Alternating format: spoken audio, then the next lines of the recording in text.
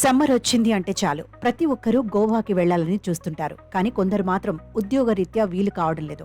అయితే అలాంటి వారి కోసమే గోవా ప్రభుత్వం సరికొత్త ఏర్పాట్లు చేసింది. వర్క్ ఫ్రం హోం మాదిరే ఇక్కడి బీచ్ల నుంచే సందర్శకులు తమ ఆఫీస్ పని చేసుకునేందుకు వీలుగా ఏర్పాట్లు చేస్తున్నట్లు గోవా సీఎం ప్రమోద్ సావంత్ ప్రకటించారు.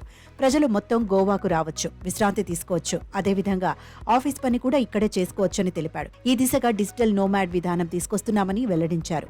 స్థానికంగా ప్రతి గ్రామం డిజిటల్ గా అనుసంధానమై ఉంది. పనాజీలో ఇంటింటికి ఫైబర్ నెట్ సదుపాయం త్వరలో పూర్తి కానుంది. మేం బీచ్ నుంచి పని విధానాన్ని ప్రారంభిస్తున్నాం.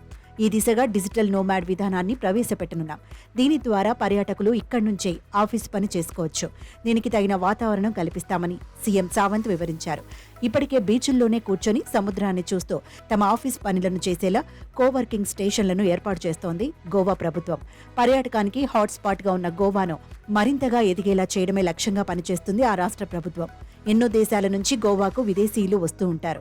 ముఖ్యంగా యూరోపియన్ పర్యాటకులు ఎక్కువ. అలాంటి వారికి గోవాలోనే వర్క్ స్టేషన్లు ఏర్పాటు చేస్తే వారు ఇక్కడి నుంచే తమ ఆఫీస్ పనిని పూర్తి చేసుకోగలరు. దీనివల్ల గోవాకి వచ్చే విదేశీయుల సంఖ్య పెరుగుతుందని భావిస్తున్నారు. తద్వారా ఎక్కువ ఆర్జించవచ్చన్నది రాష్ట్ర ప్రభుత్వం ప్లాన్. మరోవైపు స్థానికంగా ఆధ్యాత్మిక పర్యాటకాన్ని అభివృద్ధి చేసేందుకు గోవా ప్రభుత్వం కృషి చేస్తోంది. ఇటీవలి మిరామర్ బీచ్ లో సముద్ర హారతి ప్రారంభించారు గోవా సీఎం. ఇక్కడ అనేక దేవాలయాలున్నాయి. భవిష్యత్తులో గోవా దక్షిణ కాశీగా గుర్తింపు పొందుతుంది. యోగా కేంద్రాల ఏర్పాటుకు ప్రైవేటు పెట్టుబడులు వస్తున్నాయని తెలిపారు.